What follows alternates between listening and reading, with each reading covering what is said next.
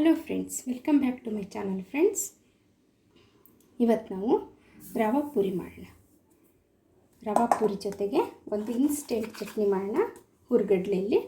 ಈಗ ನಾನು ಚಿರೋಟಿ ರವೆ ತೊಗೊಂಡಿದ್ದೀನಿ, ಒಂದು ಬೌಲಷ್ಟು ಚಿರೋಟಿ ರವೆ. ಇದಕ್ಕೆ ಸ್ವಲ್ಪ ಒಂದು ಚಿಟಿಕೆಯಷ್ಟು ಉಪ್ಪು, ಒಂದು 2-3 ಸ್ಪೂನು ಗೋಧಿ ಹಿಟ್ಟು,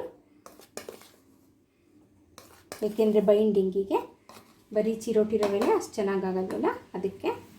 ಮತ್ತು ಇದು ಕಸೂರಿ ಮೇಥಿ, ಸ್ವಲ್ಪ ಕ್ರಷ್ ಮಾಡಿಕೊಂಡು ಕಸೂರಿ ಮೇಥಿನ ಹಾಕ್ಕೊಂಡ್ರೆ ಚೆನ್ನಾಗಿರುತ್ತೆ. ಮತ್ತು ಇದಕ್ಕೆ 1 ಟೀ ಸ್ಪೂನು ಎಣ್ಣೆ. ಇದನ್ನು ಚೆನ್ನಾಗಿ ಮಿಕ್ಸ್ ಮಾಡ್ಕೊಳ್ಳೋಣ. ರವಾ ಪೂರಿ ತುಂಬ ಚೆನ್ನಾಗಿರುತ್ತೆ, ಹೆಲ್ದಿ ಕೂಡ. ಗೋಧಿ ಹಿಟ್ಟು ಹಾಕ್ಕೊಂಡಿರೋದ್ರಿಂದ ಉಬ್ಬಿ ಪೂರಿಗಳೆಲ್ಲ ಮೃದುವಾಗಿ ಬರುತ್ತೆ. ಎಲ್ಲ ಎಣ್ಣೆನ ತಿಕ್ಕೊಂಡ್ಬಿಡ್ಬೇಕು ಫ್ರೆಂಡ್ಸ್ ನಾವು.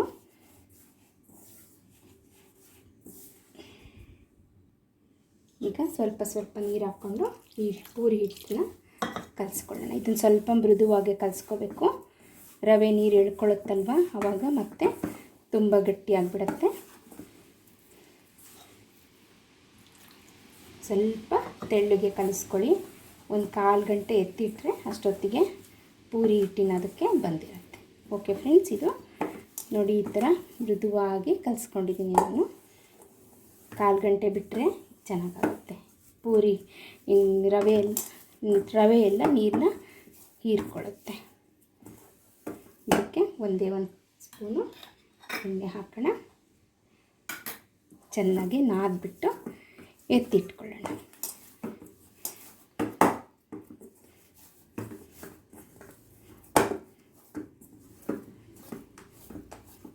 ನೋಡಿ ಈ ಥರ ತುಂಬಾ ಮೆತ್ತಗೆ ಮಾಡಿದ್ದೀನಿ. ಇದನ್ನೀಗ 1/4 ಗಂಟೆ ಇಡೋಣ.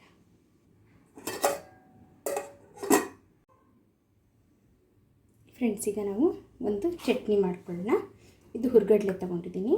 ಹುರ್ಗಡ್ಲೆನ ಪೌಡರ್ ಮಾಡ್ಕೋಬೇಕು ಫಸ್ಟು. ಇಷ್ಟು ಒಂದು ಅಳತೆಗೆ ಹುರ್ಗಡ್ಲೆ ತೊಗೊಂಡಿದ್ದೀನಿ ನಾನು. ಫ್ರೆಂಡ್ಸ್, ಈಗ ಆ ಹುರ್ಗಡ್ಲೆನ ಪುಡಿ ಮಾಡ್ಕೊಂಡಿದ್ದೀನಿ. ಯಾವ ಬೌಲಲ್ಲಿ ತೊಗೊಂಡಿದ್ದೀವೋ ಅಷ್ಟೇ ನೀವು ಮೊಸರನ್ನ ಹಾಕ್ಕೊಳ್ಳೋಣ.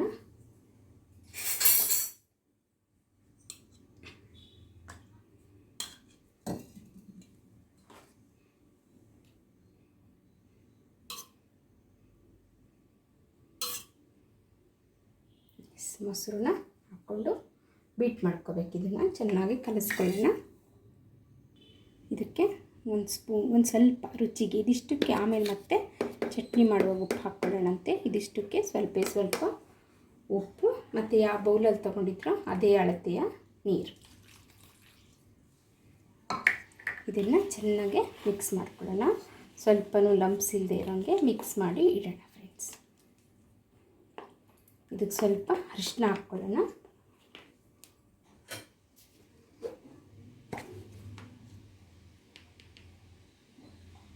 ಒಂದು 1/4 ಸ್ಪೂನು ಅರಿಶಿನ ಹಾಕ್ಕೊಂಡಿದ್ದೀನಿ. ಚೆನ್ನಾಗಿ ಮಿಕ್ಸ್ ಮಾಡಿ ಪಕ್ಕಕ್ಕಿಡೋಣ ಫ್ರೆಂಡ್ಸ್. ಕಡಲೆ ಎಲ್ಲ ಕರೆಕ್ಟಾಗಿ ಮಿಕ್ಸ್ ಆಗ್ತಾ ಫ್ರೆಂಡ್ಸ್ ಇದು ಮಂದಾಗುತ್ತೆ. ಯೆಲ್ಲೋ ಕಲರು ಲೈಟಾಗಿ ಬಾದಾಮಿ ಕಲರಿಗೆ ಬರುತ್ತೆ. ಅರಿಶಿನ ಹಾಕಿದ್ದೀವಲ್ವ ಅದಕ್ಕೆ. ಇದು ನೆನ್ಕೊಂಡ್ಲಿ ನಾವು ಅಷ್ಟೊತ್ತಿಗೆ ಒಂದು ಒಗ್ಗರಣೆ ಮಾಡ್ಕೊಳ್ಳೋಣ. ಫ್ರೆಂಡ್ಸ್, ಇಲ್ಲಿ ಒಂದು ಪ್ಯಾನ್ ಇಟ್ಕೊಂಡಿದ್ದೀನಿ ಒಗ್ಗರಣೆ ಮಾಡ್ಕೊಳ್ಳೋಕ್ಕೆ. ಇದಕ್ಕೊಂದು 2 ಟೀ ಸ್ಪೂನು ಎಣ್ಣೆ ಹಾಕಿದ್ದೀನಿ. ಇದಕ್ಕೆ ಸಾಸಿವೆ ಹಾಕ್ಕೊಳ್ಳೋಣ. ಸಾಸಿವೆ ಚಟಪಟ ಅನ್ನಬೇಕು ಫ್ರೆಂಡ್ಸ್. ಎಣ್ಣೆ ಬಿಸಿ ಆಗ್ತಾಯಿದೆ. ಈಗ ನಾವು ಉದ್ದಿನಬೇಳೆ, ಸ್ವಲ್ಪ ಒಗ್ಗರಣೆಗೆ ಉದ್ದಿನಬೇಳೆ ಹಾಕ್ಕೊಂಡಿದ್ದೀನಿ.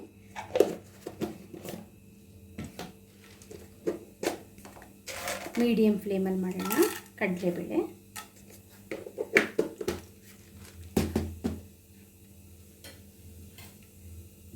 ಇದಕ್ಕೆ ಕರಿಬೇವಿನ ಸೊಪ್ಪು,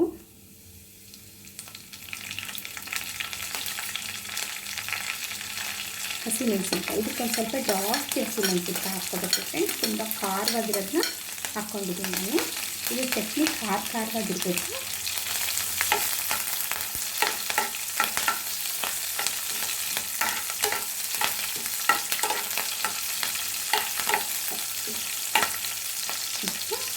ಒಂದು ಸಣ್ಣದು ಈರುಳ್ಳಿ,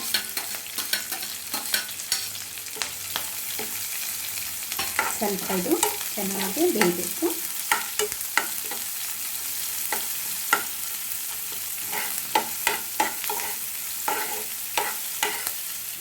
ಇದಕ್ಕೆ ರುಚಿಗೆ ತಕ್ಕಷ್ಟು ಉಪ್ಪು, ಅಲ್ಲಿ ಸ್ವಲ್ಪ ಹಾಕಿದ್ದೀವಿ. ಇದಕ್ಕೆ ಸ್ವಲ್ಪ ಉಪ್ಪು ಮತ್ತು ಸ್ವಲ್ಪ ಅರಿಶಿನ,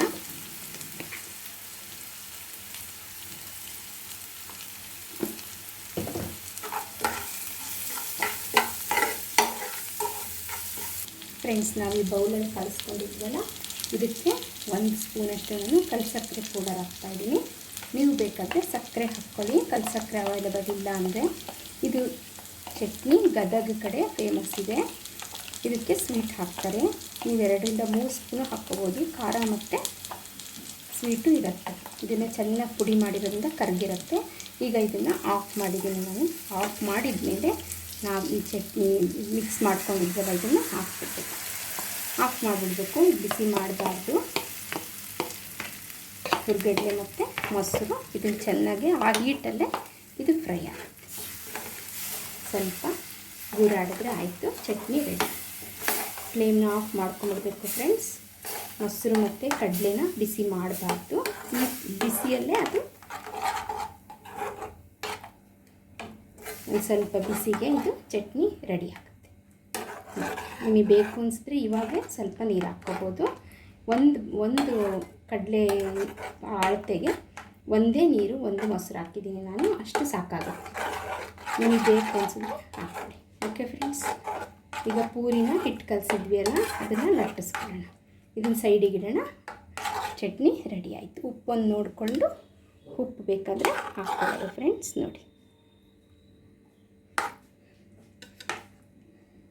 ಫ್ರೆಂಡ್ಸ್, ಇದು ಹಿಟ್ಟು ಹೀಯೋದಕ್ಕಾಗಿದೆ ನೋಡಿ, ಅಷ್ಟು ಸಾಫ್ಟಾಗಿ ಕಲಸಿದ್ದೆ. ನೀರು ಜಾಸ್ತಿ ಹಾಕಿ ನೀರೆಲ್ಲ ಹೀರ್ಕೊಂಡು ರವೆ ಈ ಥರ ಆಗಿದೆ. ಈಗ ಇದನ್ನು ಬಿಲ್ಲೆ ಮಾಡಿಕೊಂಡು ಪೂರಿ ಉದ್ದೋಣ. ಕಸೂರಿ ಮೇಥಿ ಹಾಕಿರೋದ್ರಿಂದ ಸ್ವಲ್ಪ ಗ್ರೀನಿಶ್ ಆಗಿ ಅನಿಸುತ್ತೆ, ಅಷ್ಟು ವೈಟಾಗಿ ಇರಲ್ಲ ಪೂರಿಗಳು. ಗರಿ ಗರಿ ಗರಿ ಆಗುತ್ತೆ. ರವಾ ಪೂರಿ ಅಲ್ವಾ ಫ್ರೆಂಡ್ಸ್? ಓಕೆ,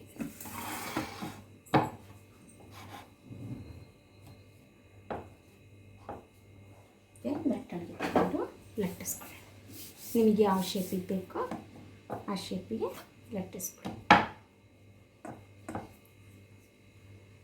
ಬೇಕು ಅಂದರೆ ಇದಕ್ಕೆ ಸ್ವಲ್ಪ ಗೋಧಿ ಹಿಟ್ಟಾದರೂ ಹಚ್ಕೋಬೋದು.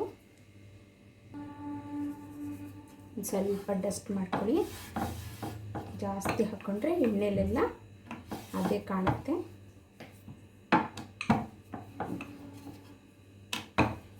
ನಾವು ಸುಮಾರು ಪೂರಿಗಳನ್ನ ಈ ಥರನೇ ಉದ್ದಿ ಇಟ್ಕೋಬೇಕು. ಎಣ್ಣೆ ಕಾಯೋಕ್ಕೆ ಇಟ್ಟಿದ್ದೀನಿ, ಕಾಯೋ ಅಷ್ಟೊತ್ತಿಗೆ ನಾವು ಪೂರಿ ಉದ್ದಿಟ್ಕೊಳ್ಳೋಣ.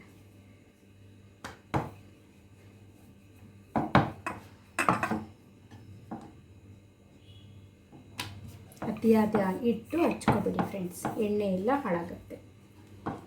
ಓಕೆ ಫ್ರೆಂಡ್ಸ್, ಈ ಶೇಪಿಗೆ ಪೂರಿ ಶೇಪಿಗೆ ನಾವು ಒಂದಷ್ಟು ಉದ್ದಿಟ್ಕೊಳ್ಳೋಣ. ಈಗ ಎಣ್ಣೆ ಕಾದಿದೆ ಫ್ರೆಂಡ್ಸ್. ನಾವು ಮಾಡಿರೋ ರವಾ ಪೂರಿನ ಒಂದೊಂದಿನ ಫ್ರೈ ಮಾಡಿ. ಸ್ವಲ್ಪ ನಿಧಾನವಾಗಿ ಫ್ರೈ ಮಾಡಿದರೆ ಸಾಫ್ಟಾಗಿ ಚೆನ್ನಾಗಿ ಗೋಲ್ಡನ್ ಕಲರ್ ಆಗುತ್ತೆ.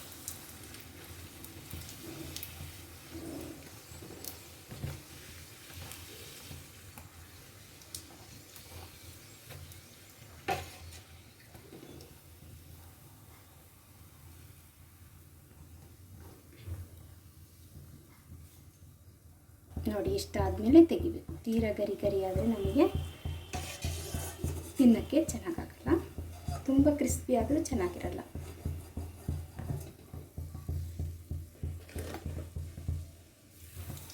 ಕಸೂರಿ ಮೇಥಿ ಹಾಕಿರೋದ್ರಿಂದ ಗಮ್ಮನತ್ತೆ ಫ್ರೆಂಡ್ಸ್.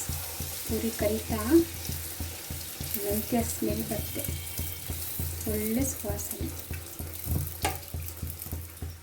ನೋಡಿದ್ರಲ್ಲ, ಹೆಲ್ದಿಯಾದ ಪೂರಿ, ರವಾ ಪೂರಿ ಮತ್ತು ಒಂದು ಚಟ್ನಿ. ಈ ಥರನೇ ಉಳಿದ ಪೂರಿನೂ ಕರ್ಕೊಂಡು ಸರ್ವ್ ಮಾಡೋಣ. ಆಯ್ತಲ್ಲ ಫ್ರೆಂಡ್ಸ್, ಗರಿ ಗರಿ ಪೂರಿ ಜೊತೆಗೆ ನಾವು ಚಟ್ನಿನ ನೋಡಿ ಈ ಥರ ಆಗಿದೆ. ಖಾರವಾಗಿದೆ. ಮೆಣಸಿನ್ಕಾಯಿ ತುಂಬ ಖಾರ ಇರ್ತಾರೆ. ಇದೇ ಥರ ಇರಬೇಕು. ತಿಂತಾ ಇದ್ದರೆ ಖಾರ ಹೊಡಿಬೇಕು, ಆವಾಗ ರುಚಿ ಇರುತ್ತೆ.